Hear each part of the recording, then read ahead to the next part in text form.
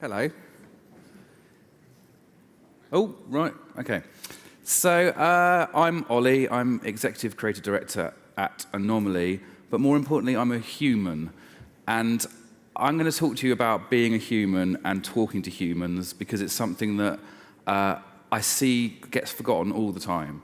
And it's such a simple thing. So I'm not going to try and get anyone to do anything different or get people to spend more money or anything like that. In fact, I'm going to get people to do less. But first of all, I need to say that ich spreche keine Deutsch. I don't speak any German at all. So I got one of our employees from Anomaly to say a few words about me as a sort of introduction in German. I thought it was the least I could do. So I've got no idea what he's saying. Oh, no. Try that. Jo, moin. Also, Olli hat mich gefragt, ob ich was Nettes über ihn sage, ne? Wie clever er doch ist und so. Kann ich leider nicht machen. Der Typ ist ein kompletter Vollidiot. Guck dir mal an, wie da steht, wie so ein Affe auf Beruhigungsmittel, ne? Er wirkt vielleicht professionell, aber am liebsten trägt er Damenunterwäsche. Er ignoriert einfach, was er sagt, weil er ist total besoffen. Und klatscht jetzt einfach ganz lieb, als hätte ich was super Nettes gesagt. Ne? You're the man, Olli.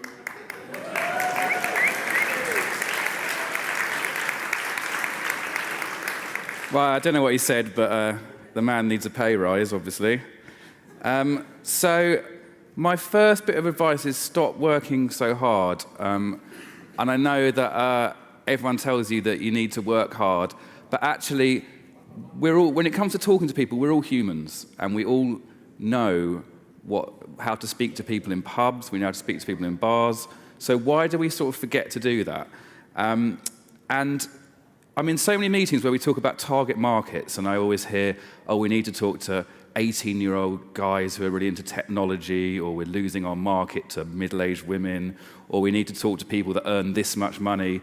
But actually, if you just imagine that your target market is humans, then you can't really go wrong, because every single one of your customers is a human, and you are a human, so you do know how to talk to people. And I hope this becomes a bit clearer as I go on. So I was getting the train here. This is the train in London, and I was listening to the announcement, and I'm sure you have the same sort of thing here in Germany, but as the train comes into the station, it sort of goes, ladies and gentlemen, you are now arriving at your destination. Please make sure you have all your personal belongings before exiting the vehicle. And it's one of those things that I've heard hundreds and hundreds of times, and I don't even listen to it anymore. And I'm sure you have the same thing in Germany here. But when you actually look at the words that are being said on that train, they don't make any sense at all. So it starts by saying ladies and gentlemen. Nobody says that anywhere. That's basically starting a sentence by saying hello, men and women. You don't need to say that. It's fine. You can just talk to people without saying that at the beginning.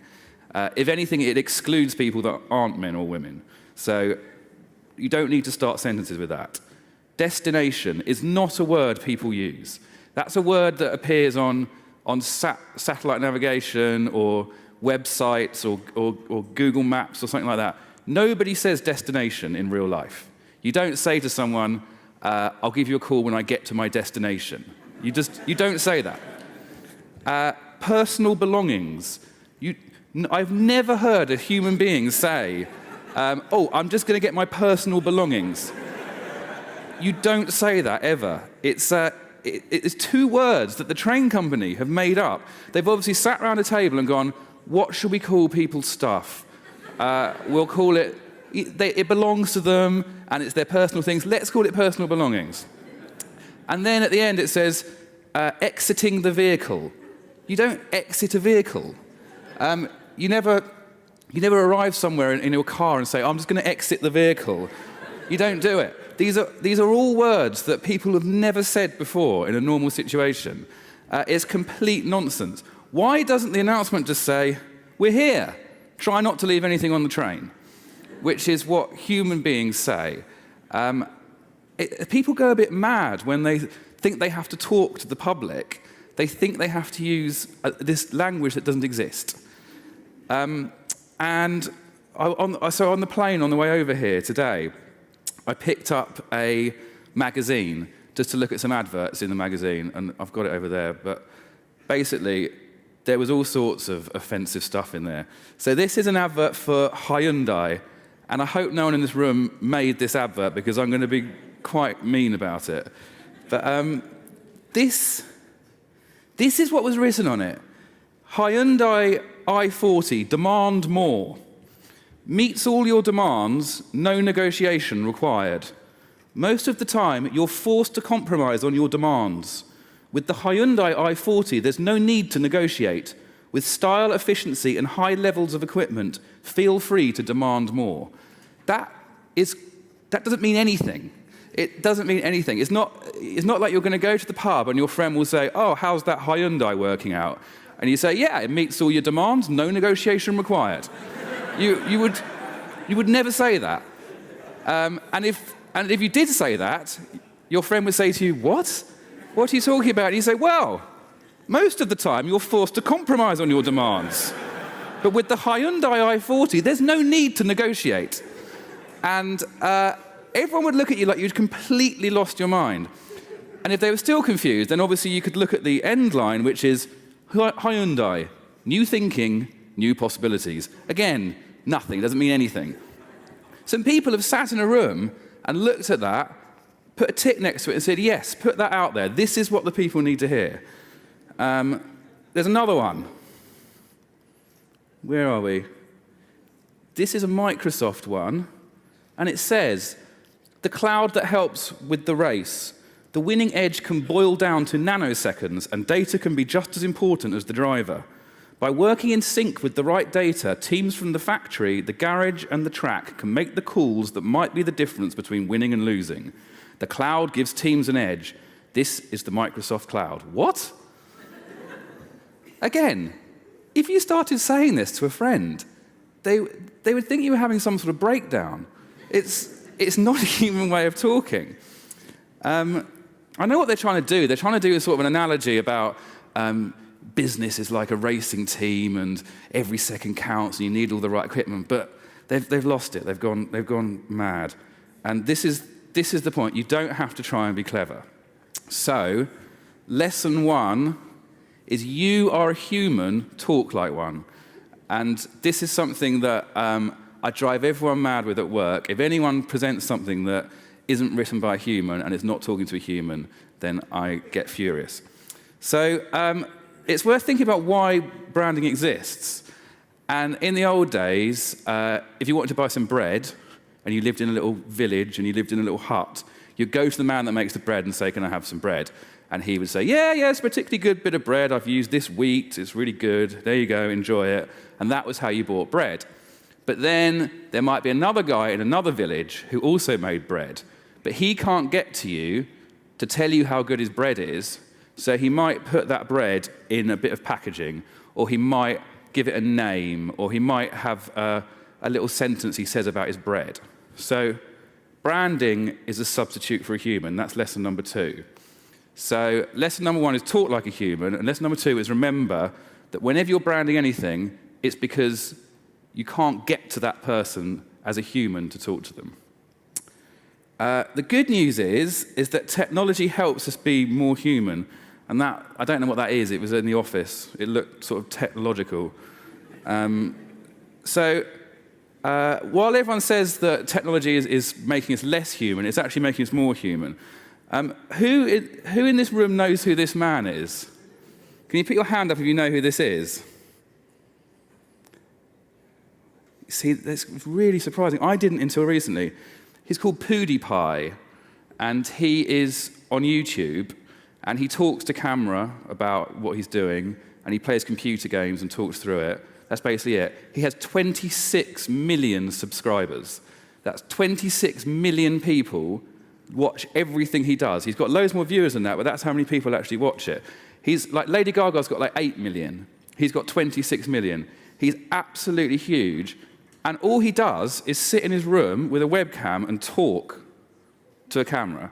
And it's amazing. We've sort of gone full circle. So we've gone back to, with all this technology available, all people want to watch is a face talking. And he doesn't even have any special talents. He's not even that funny. He's a kid who lives in Brighton and talks to a camera. And I don't think we want freaks anymore. I don't think kids want people with helipads and pet monkeys that they can't talk to. It's almost like people are going back to wanting things to be as normal as possible. Celebrities now are more and more normal. And I don't know if this is because of reality TV or because of technology we can interact with people, but actually, normal human behavior is grounds for celebrity these days. So lesson 3 is that normal humans love other normal humans. So, how to sell a shoe to a human. So we've got this amazing job. So when you get given a shoe to sell, that shoe doesn't have a voice. So it's our job to give the shoe a voice. And we can pick any voice for that shoe. We could make it someone really passionate. We could make it someone really lazy. You could choose that the shoe was liked people to be dressed smart. Maybe the shoe hates rock music. Maybe the shoe likes business. You can create the person for that. You're like a sort of god. You can create a person for the thing you're trying to sell. So once you've created a person for something, you have to protect it. So you need to find the human in the thing you're selling and then protect it at all odds. So say, for example, I've decided that my shoe is obsessed with looking smart at all times. That's the sort of person he is. He likes everyone to be neat and tidy. He hates scruffiness. That's his personality. He's a bit of a sort of stickler for smartness.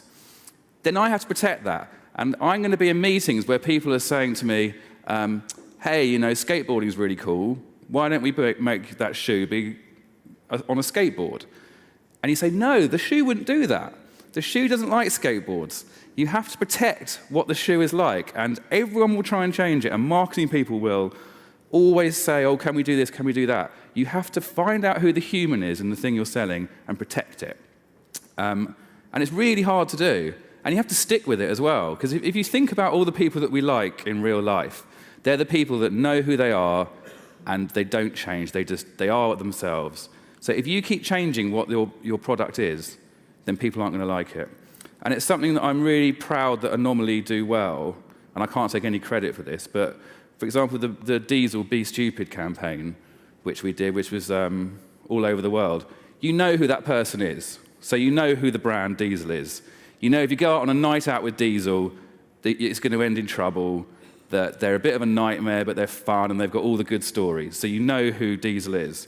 It's a human thing, and it's the same with Converse, which we do. This isn't clever language at all. Shoes are boring, wear sneakers. It doesn't rhyme, it's not that catchy, but it's human, and you know who Converse are there. Converse say, you lot go off to work and do whatever you've got to do, but we're going to have fun wearing sneakers. They're like really simple human things.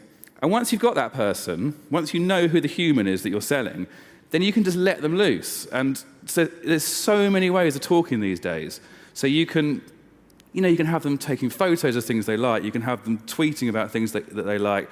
You can have them commenting on things, reposting, uploading photographs. Once you've got that human, you can just let them loose.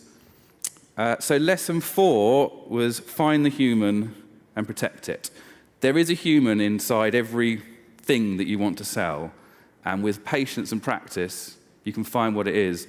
And the trick is not to try and put your own person into it as well, which a lot of people do.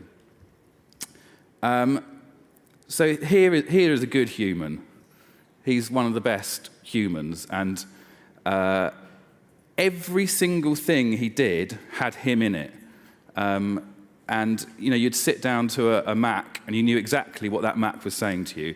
It was saying, think different, go out there, break the rules, do something different. It was totally ingrained in it. And it doesn't even have to be about words. When the iPod launched and London was covered in that, I knew instantly what Apple was, what it wanted me to feel, what it wanted me to do. I knew that it was free and unleashed, and that people were using technology as part of their life. And there's no words on that, but I know who the person is behind it all. And he totally got it. He said, your time is limited, so don't waste it living someone else's life. Don't let the noise of others' opinion drown out your own inner voice. Which is, I mean, it's advice for life in general, but it's also amazing advice about the inner voice of things. And it's ridiculous, like whether you're selling tires or shoes or hats or banks or anything, there's an inner voice in there, and that's that thing's own voice, and don't let anything drown it out. And I'm sort of reading about Apple and Beats merging, and I don't know what's going to happen there, because Apple's got such a strong voice, and Beats has got such a strong voice that it's going to be really interesting to see what their sort of baby looks like. And I tried photoshopping Steve Jobs and Dr. Dre together, and it's one of the creepiest things I've ever done. So I'm only going to put it on the screen for like 3 seconds. So take it in. 1, 2, 3. Thank you, humans. I haven't quite finished yet.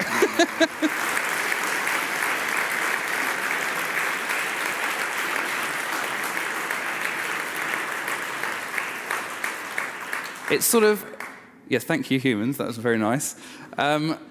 It's like a really simple thing that you can just do at the end of your creative process. So when you've written your copy, or when you've drawn out your scamp, or you've written your script, or you've come up with your social media strategy, or whatever you've done, at the end of it, just look at it and say, hang on a minute, do I sound like a human here?